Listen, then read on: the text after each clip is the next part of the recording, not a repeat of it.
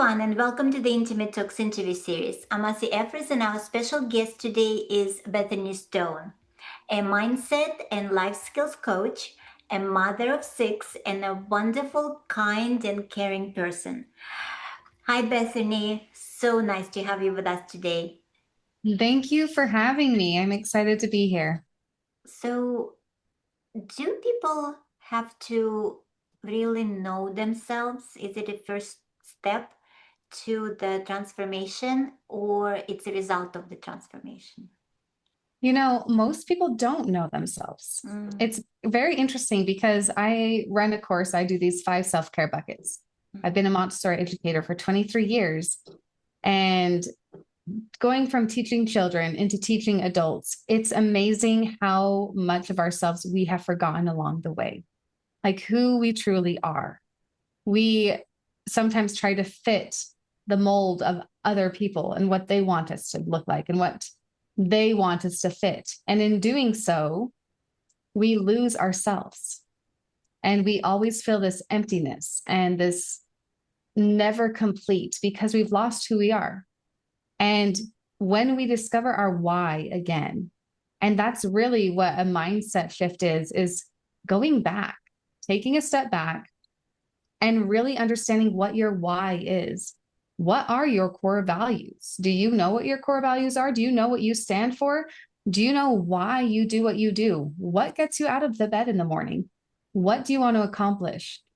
Do you know your why? And there's a lot of people that sometimes our why gets so caught up with our businesses or our life or our job or our family that as soon as we lose those things, we have no more purpose mhm. because we never had our own why. And that is where the mindset shift really happens, is when you can discover that and then build yourself on your why, not other people's whys. Basically, to discover your identity, right? Yes. Right.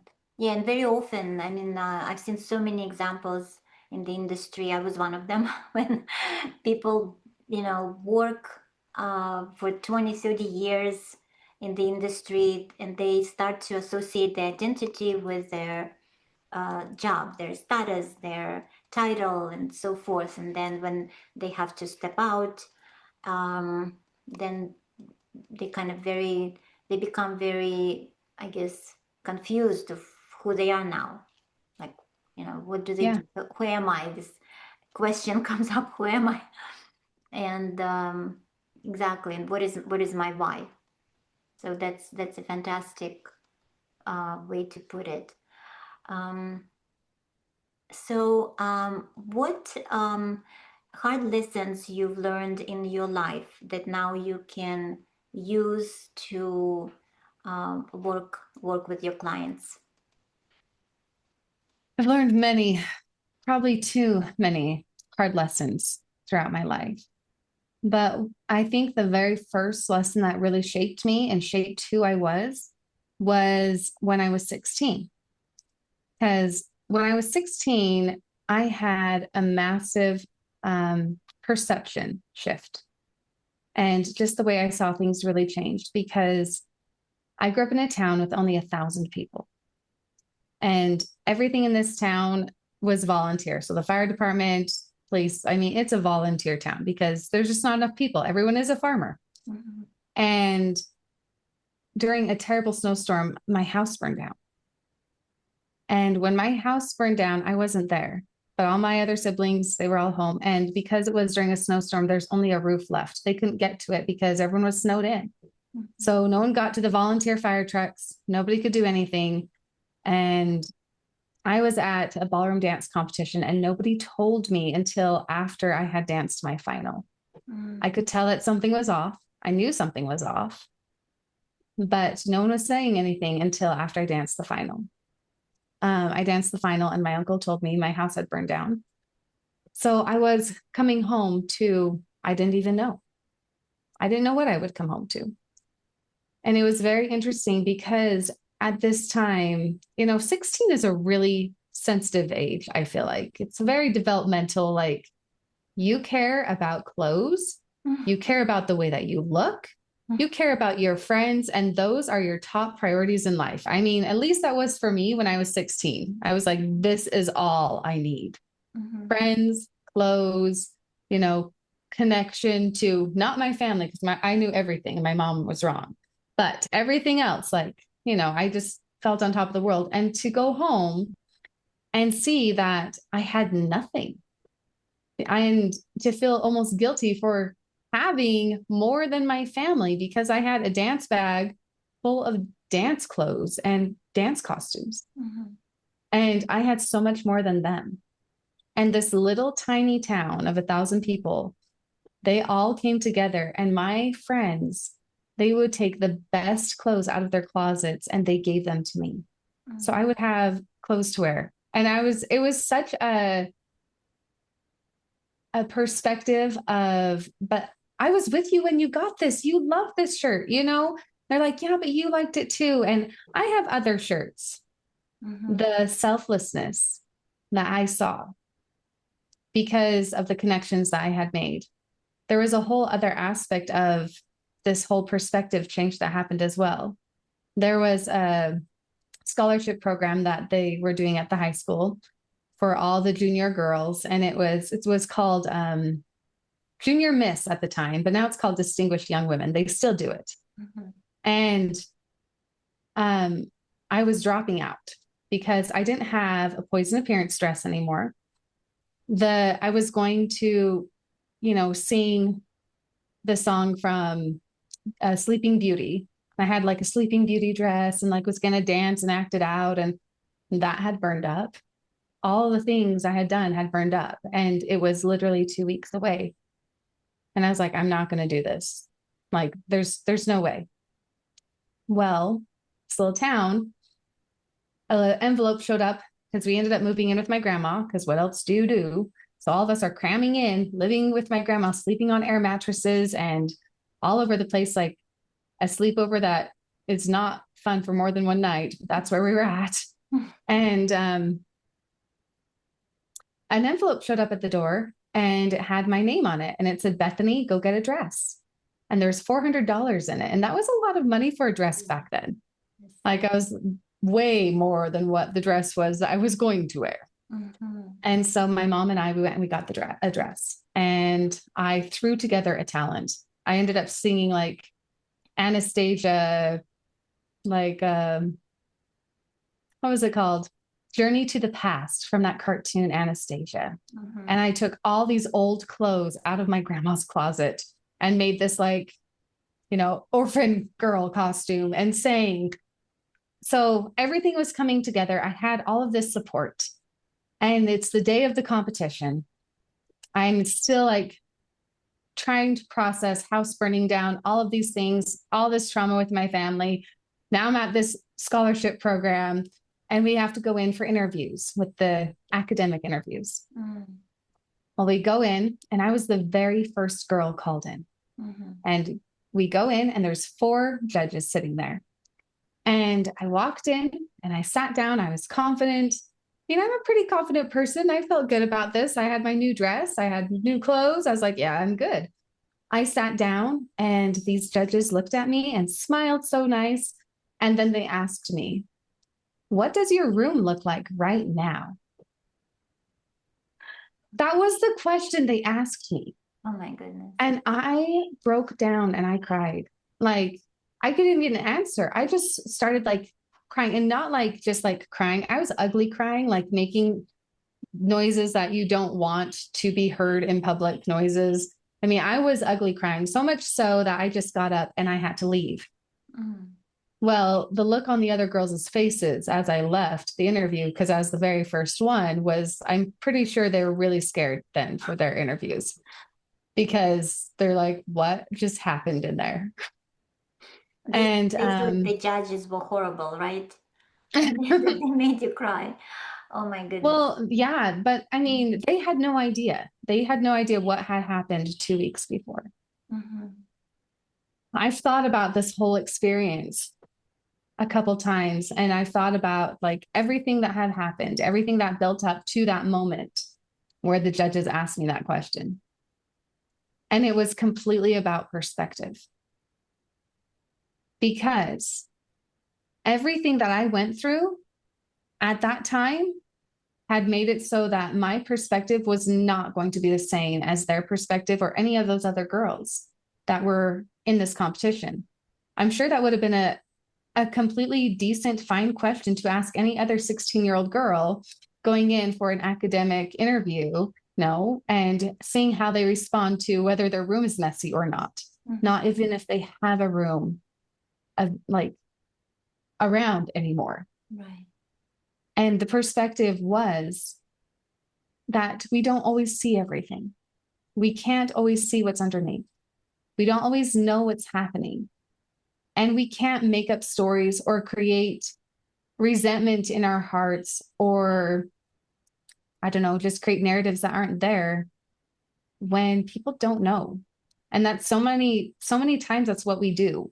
We start creating the narrative in our head, being like, I cannot believe they did that. What a terrible question to ask. Why would they even think about asking something like that? Mm-hmm. But in reality, how would they know? How would they know? And why would I hold something against them that they don't know? And this is where your mindset shifts. And this shift that I had when I was younger, and just like taking this apart and realizing what was happening in my life at the time, and not holding resentment and grudges towards these, probably wonderful people. I had no idea, really helped me through a lot of different things, to take a step back and be like, I don't need to create a story. There's a lot of times where people just don't know, and that's okay. And we just have to be okay with that. And sometimes we need to just communicate. There's a huge communication piece that we also forget. But my complete perspective was changed at that moment, and it's changed the way I look at everything. What happened later in your life? You said you mentioned a few things that I found absolutely incredible, things you had to overcome, and you said you were having that in your life, but also teaching and taking care of kids, and I mean, your life is pretty incredible. So I wonder if you want to tell more of your story. I mean, I can definitely tell more of the story. I just don't know how much you want me to tell. Definitely tell more of the story. So, perspective continued, part 2. So, I got married quite young. I graduated school early. I was very much so an overachiever, and actually, with my house burning down and everything else, it kind of like made me be like, yeah, I'm ready. So I was already taking college classes and doing everything, and had my teaching certification, Montessori teaching certification, by the time I was 17 years old. Oh, wow. And I was done with school. I was just really like, let's do it. Bam, bam, bam. I'm done. And my parents actually allowed me, because I was pretty responsible, to move out of state and do my internship for teaching. And I did. And I was 17 at the time. When I was 19, I mean, life happened. I had fun. I grew, and I hung out with friends, and I, young, stupid things. And I ended up getting married at 19. Fell in love, wonderful guy. And the first year was wonderful, but I was very naive. When you come from a town of 1,000 people and you move into a city, you are very naive. And he played off that naivety, and he was very much so addicted to drugs and alcohol and pornography. And he ended up having 4 affairs while we were married. I had 3 boys with him, and we were married for 10 years. And it was a very, very physically abusive marriage. Whereas when you are so young and you do, you get into a situation like that, you don't understand how much you can act like, you don't understand your power, that you can walk away. Sometimes you just feel so helpless. I was teaching school. I was raising these kids. We had opened up a business together, my at the time husband and I. And I was also covering for him and lying for him and going through the complete abuse cycle of everything that was happening. But I was very much so a glass half full person all the time because he was never abusive and probably the greatest guy ever. Every time he wasn't drinking and wasn't on drugs. Like if he wasn't drinking on drugs, he was solid, but he turned into a completely different person every time. And I was on the other end of that. And it was really difficult to go through. And I mean, one time, even this was one of the tipping points at that relationship. He came home after large drug binge and who knows who he'd been with for days on end. He came home and just had snot in his right mind and held a gun to my head and was like, no, I'm done with you and the kids. Let's just make this go away. And being me and being who I am, I just looked at him and I do not recommend ever doing this. But I just grabbed the butt of the gun and just said, you know what? That would make a huge mess. And if you really feel like doing that, you need to do that in the bathroom. I said, away from everyone, and it'll make less of a mess. And I left. And I think he just stood there, just so stunned in his like not coherent state that I did that. And I took the kids and I left. Now, at that point, I felt like I didn't even have a perspective. I felt so socked into what do I do now? I'm trapped. I'm lost. I have nowhere to go. I don't know what to do. I've been hiding most of this from my parents. So my parents, because there's so many emotions. There's shame. There's Yes. fear. There's all these things when you're in this type of a relationship that you just don't want to reveal to the world. Yeah. And here I was at this point where something had to happen. And I knew that. So I called my mom and I told her. And she luckily was like, call the cops, do all these things. I couldn't. So she did. Mm-hmm. And anyways, long story short, I went into hiding. We ended up getting a divorce. And it was a really, really hard learning curve for me. But this was not the biggest learning curve I went through. Mm-hmm. You would think that this is terrible and awful, but I promise you this gets worse. You don't think it could, but it does. Then I was diagnosed with battered wife syndrome. And so that is kind of like having Stockholm syndrome, where you feel like you have to compensate all of the time for them and you cover for them and you keep going back no matter how bad it is because you keep looking for this little tiny bit of hope. And then it's this terrible, terrible, terrible, terrible. Oh, hope. Mm-hmm. Terrible, terrible, terrible. Oh, that one nice thing. Oh, and that is what battered wife syndrome is. Mm-hmm. And that's what I had. And I was really strong and staying away from him, all that stuff. But I was preyed on by an even more evil person, which you don't think it could happen, but it did. And because I'm naive, I am a young mom, I am a teacher, I am very peace oriented as a person. He preyed upon that. And he was an attorney and very good with his words. Mm-hmm. And he preyed upon me and very quickly convinced me that I needed to marry him and told me that if I didn't feel like I should marry him, it's because I had battered wife syndrome and because I just couldn't see clearly, but he could.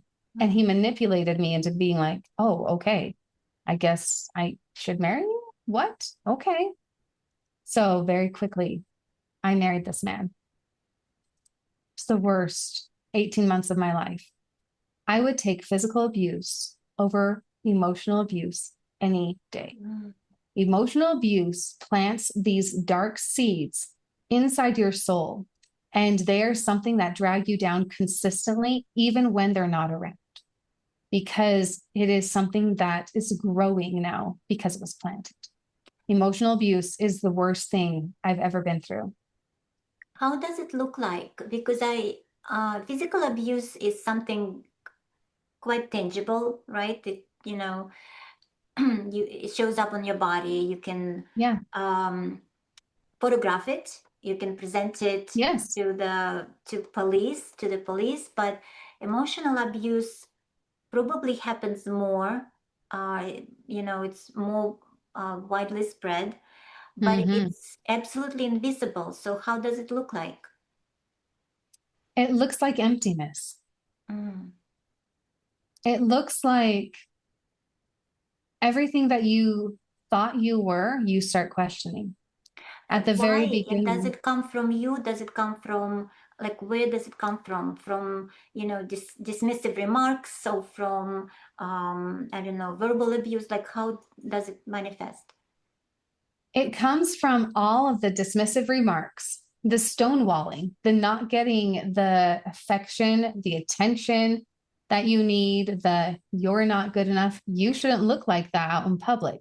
Those little tiny remarks, so consistently, that just grind you down. I was already broken, but then I was ground into dust. Mm-hmm. And when you're being emotionally abused, that is when those things that we talked about at the beginning, the why that we forget along the way, those things are almost invisible. You forget who you are. Mm-hmm. You forget every direction because all you're worried about now is walking on eggshells. Don't say anything mad that could make them mad. Don't say anything that could like poke the bear or make him, upset. So your entire thought process is like, how can I rephrase this so that I don't make him mad? Mm-hmm. How can I say this in a way that is going to make him, not say anything mean to me? How can I, ask It's a for this in a way that, yeah, it's, protective mechanism. Right. Mm. yeah, for completely protective. You go Absolutely. into the completely protective mechanism and you forget completely who you are, everything. And your strength, right? And your knowledge, and, all the goodness, your skills, everything about you, just you kind of disregard it. Yeah, Yeah. it is terrible. And the thing with physical abuse is number one, I knew that it really wasn't him. I knew it was substances Mm-hmm. and it could happen and then it would go away. It was like pain for a little bit of time. This was pain that would live in your heart forever. Mm-hmm. Well, if you let it, but it also could be dug up again. Even though you think that you've like resolved it, it can keep coming up. It was crazy. And I mean, I feel so grateful because, of course, everything comes to a head and things did come to a head in this relationship because I'm a teacher and I have been trained on sexual abuse and things like that. And I really suspected that there was something really off with him and his kids. And came out. And whenever I said something, I am imagining things. I am delusional. I don't know. La, la, la, la, la, gaslighting, gaslighting. You are imagining things. You probably, and this is another thing that would happen. He would start diagnosing me. You Mm. probably have like dissociative. You're probably imagining. You're probably a narcissist. You're probably. And so the names always, that is a huge sign of emotional abuse, is when they start diagnosing you. Mm-hmm. Like that is a big sign. Right. And he was abusing his kids. Yes, My he God. was. And I caught him. And I told him, I'm like, I am not imagining this. And he's like, oh, no, this is. And he came up with something. And then he cornered me in the bathroom and he pushed me down. And like I fell in between like the toilet and the wall and like was trapped and stuck. And it was like terrible. He's yelling at me like this close to your face, just yell, yell, yell. Like it was a power thing because he was trying to ground me. And I, at that moment, knew that I was not like going to stand back. And I let him just yell at me and push me down. And then he yelled to his oldest daughter, who was also much older, like 17 at the time, and knew about this abuse, but needed to protect her dad too. You have to understand the mental psyche that has been happening because this was her normal. Mm-hmm. And he's like, I had to push her down over like over self-defense. Mm. So, and then he called the cops. This was the head that happened. And it was beautiful, actually, because the police came and he made up this huge story about me, like saying all this stuff and that I was coming after him with a blush brush, which I don't know how that is a weapon, but it was super poofy. Mm. Anyways, so all of this crazy, like a crazy story. And I'm sitting here in shock. I'm numb. because number one, I've been so beat down into dust. I had nothing left. And I used all the strength I had to stand my ground for those 2 seconds. Mm-hmm. And here are these people, and he's telling this lie that I just don't even know how to respond to. And this amazing police officer comes over to me after he sees this blush brush I'm like abusing him with, right? And he comes over, he goes, "You are being emotionally abused." He goes, "And physically abused. I am going to cite him to get out of this house, and you take everything that you need and leave." Mm-hmm. And I was like, whoa, wait, what's happening? Like, you're verifying what I'm feeling? And it was amazing to have that feeling. I do have to back up a tiny bit in this story because right before I was able to stand up against him and before I actually caught him and this terrible thing happened, I was actually lying in bed. And this was the beginning of me actually creating the program that I teach now. Mm-hmm. Because I was laying in bed and I was ready to take my life away because I had nothing. I was like a crazy person and there was no hope in life at this point, right? And I was thinking about the pills I could take. And outside of the window, I saw a hummingbird couple making a nest. And all of who I am as an educator, who I am as somebody who is like very peace oriented, looked at this hummingbird couple and was like, this is amazing. And it gave me one tiny glimpse of gratitude for this moment that brought me out of this terrible yuck that I've been in for so long. Mm-hmm. And all I needed was that.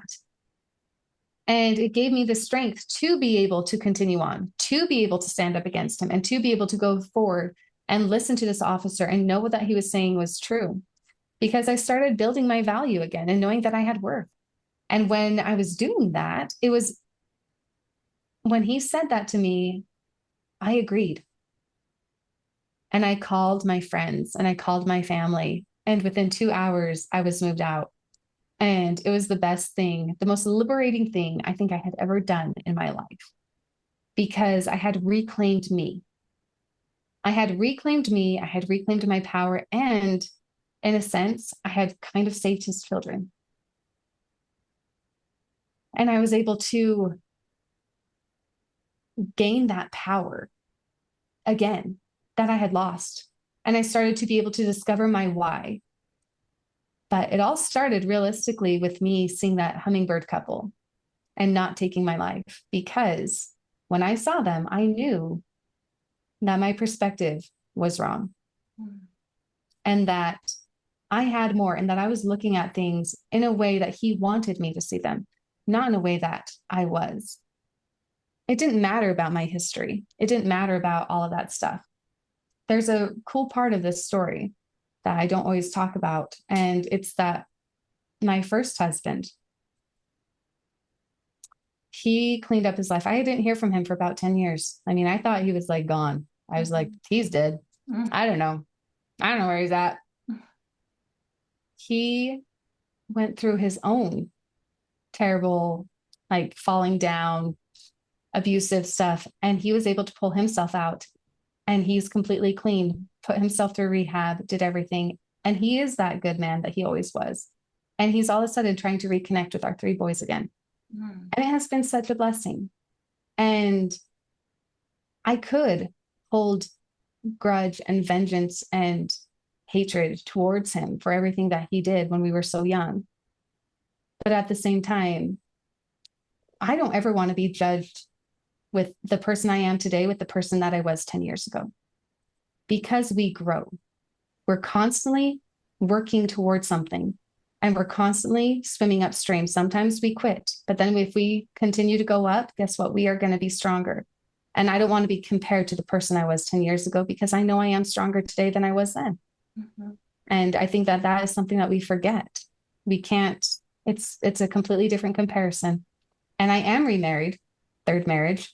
It did take him 9 months for me to agree to go on a date with him because I really was a man hater for a while. And he has been the best thing in the world to me. And he, my husband, and my first ex-husband are friends. And it is actually a really beautiful thing. And it's all about perspective. Mm. That's an amazing journey. And thank you so much for telling your story and sharing this because it's so inspirational in so many ways and it's empowering. Thank you so much, Bethany. Um, if you weren't doing this work, coaching, what fun or unexpected path would you be on? I would totally have my own cooking show. You're I such love it. a foodie. I'm a freezer meal person. There are some times where I'm like, I know, like if I'm gonna be gone for a while, like speaking, I totally will fill up my freezer with freezer meals. I'll make a bunch of tamales, or I'll do like I right now I have clam chowder in the freezer. I have Mm, some ham and beans in the freezer. I have like I just feel like it's very important to have good food, yeah, and I don't do process. right, right. You're also into all the natural remedies, natural, food, natural ingredients. I love it. I love it. I'm there with you. Yes. It's up to you. So, if no one is watching, what's your favorite activity to recharge and reset? I turn on music really loud and I sing at the top of my lungs. Nice. I love it. I almost do the same. I dance like crazy, but Yeah. I like think dancing and singing is like hand in hand. You can't sing without dancing. yes, so true. And what is the small imperfect trait or habit do you absolutely love about yourself? I absolutely, well, I really love to try new face creams. Mm, Like I will not stick with like a certain brand. There's so many people that are like, this is the one. mm-hmm. And I love to try new things. And I love that about me. I love that I'm like, you know what? Yes, I will try that. Oh, I will try that. And I don't stick with, I guess I do specifically with face creams. And there's things I don't like. I've found I'm like, I don't like that one at all, but I'm not afraid to be trying the Mm-hmm. different products. Yeah, experiment and be curious. Yeah. Absolutely. Well, thank you. Thank you so much, Bethany. It was amazing conversation, one I hoped for, and I love your honesty. It's so refreshing. Thank you. And I'm sure that everything you said will definitely resonate with the listeners. Thank you. Thank you for having me.